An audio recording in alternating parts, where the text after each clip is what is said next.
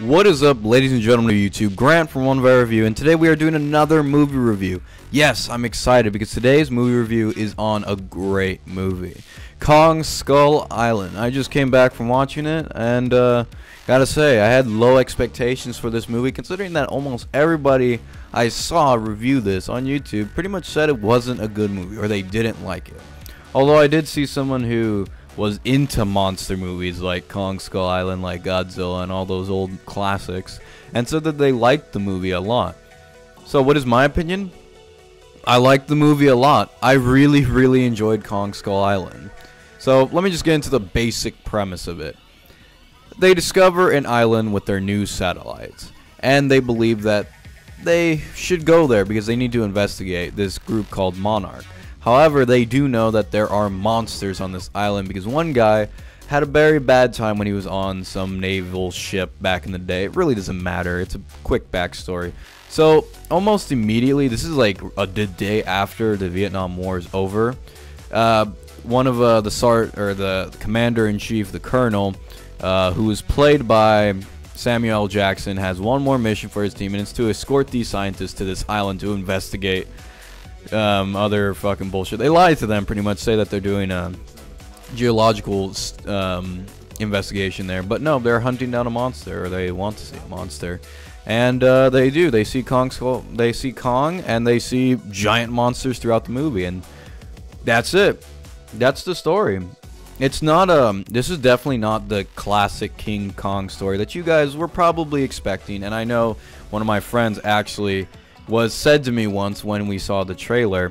He said, like, I know I'm not excited for this because I just don't feel like it's gonna beat like the original. But when he said the original, he meant like the Peter Jackson one, which is not the original. That's a remake. The original's much better, but yeah. So anyways, my point is this, is that don't go into this movie expecting King Kong necessarily, like the story King Kong, like with beauty and the giant ape and like that kind of stuff. That's not in this movie. That's not what this movie's about. This movie is pure just enjoyable, dumb, monster B-movie fun, and that's what makes it great. It's like so cool and so enjoyable to watch. Like, this movie was so fucking awesome. I went to go watch this with my brother, which me and him, when we were growing up, we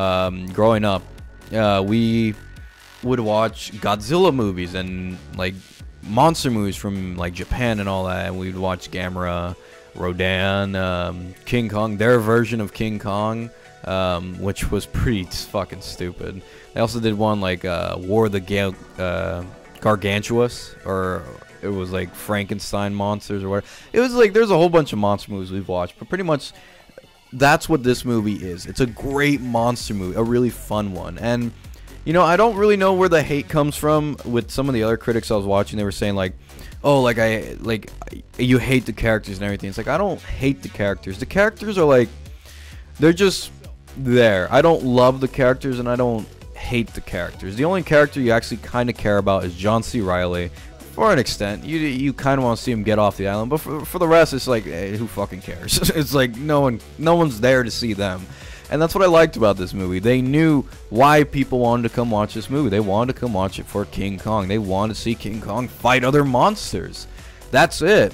And like I said in probably not previous videos, but on Twitter, is that they are setting up this cinematic universe for Godzilla. And in 2020, Godzilla is going to be fighting King Kong. And oh my god, this is something I want to get on board with. This is a cinematic universe I am excited to watch. This is the one that I truly just want to just jump in and be like, fuck yeah, just take me.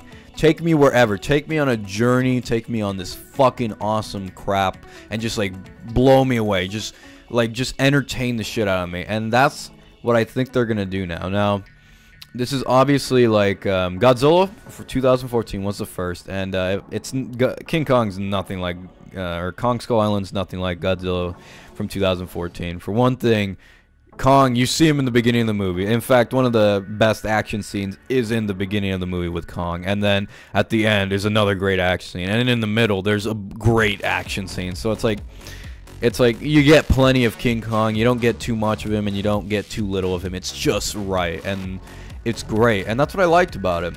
In Godzilla, it did annoy me so much how during the Hawaii scene they just cut away. That's one of my most disappointing things I've ever seen in a movie, where it's like you see Godzilla, finally a full-scale Godzilla, like 40 minutes into the movie, and they cut away from the action scene. That was like so insulting, and then at the very end it was cool. But no, King Kong or Kong Skull Island was cool the whole way. It was super fun to watch.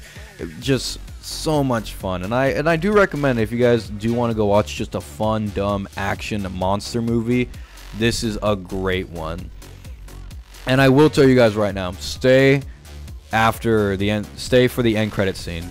It's fucking nuts, and I'll probably talk about it later on in another video. But let me just say, just stay to the end credit scene. It's awesome. It's awesome, and that's really all I can say about the movie. It's just an awesome movie to watch. Very fun, very action-packed, and just not a movie to think about, really. You're not supposed to think during this movie, and you know, maybe that's what some people were expecting. They were expecting like King Kong when they should have just expected like just Kong, like just a monster movie, and that's what it's perfect towards. It's Kong.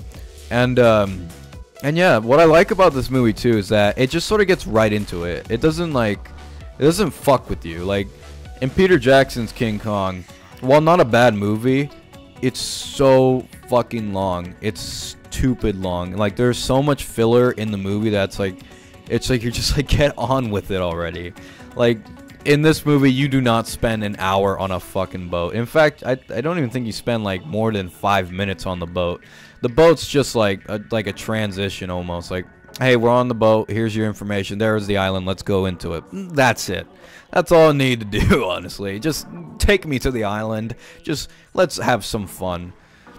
What I like about this movie too is how the cinematography is really creative. There's a lot of cool edits and everything. Like there's this one scene where it's like Kong's about to eat another person, and right when he goes to his mouth, it cuts to one of the soldiers like taking a big bite out of the sandwich, and you hear the crunch. It's like creative stuff like that. It's like really neat and very creative with the camera work and the angles. There's another scene where it's like, it's really cool, where you just see like a tree coming at a helicopter and just buries itself into the helicopter, and like there's this classic Vietnam music going on, and just slow motion, and you just see like the helicopter and everything, and then it slowly goes back into normal speed, and you hear the music, and it's like, it's very creative with its camera work and its sound design and its editing, and I really liked that part of it. So that was something that was really like something to behold. It was very nice like that, and the music in this movie is really good. It's a classic, just sort of Vietnam era music. So if that, I mean, it's what you get. Like this is a Vietnam movie. It takes place during Vietnam, so you get what you get. Other than that, the monster fights were cool. Even the humans have to face their own type of monsters, which were also really cool. And like I said before, the characters aren't amazing. These are not amazing characters. I didn't hate any of the characters, and I didn't hate any of them, and I didn't like any of them particularly. But at least you understand the characters. You understand their motivations for what they're doing.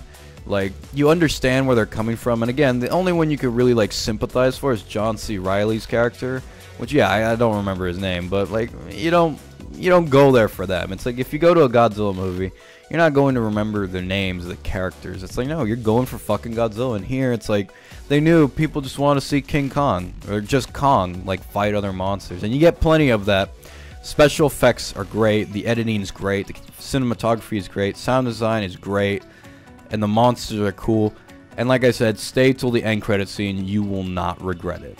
The only downside is, I guess, the characters in this movie. They're not like particularly amazing or anything. It's not like a terrific story. Again, no, it's just a monster movie for this cinematic universe that they're trying to do, which I'm on board with 100%. Anyways, my final verdict for Kong Skull Island is a solid 8 out of 10. It's an 8 out of 10 because the story isn't great. It's a okay story. It's a good story. The characters aren't great.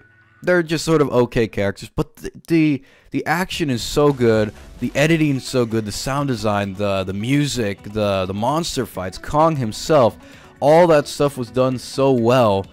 I just can't help but say that this is a great movie to watch. and just marvel at, because it is a very entertaining movie and it has a lot of creativity behind it. So there you go, an 8 out of 10. I recommend you guys go watch it. Stay till the end credit scene. You won't regret it. And I'll see you next time on One Fair Review.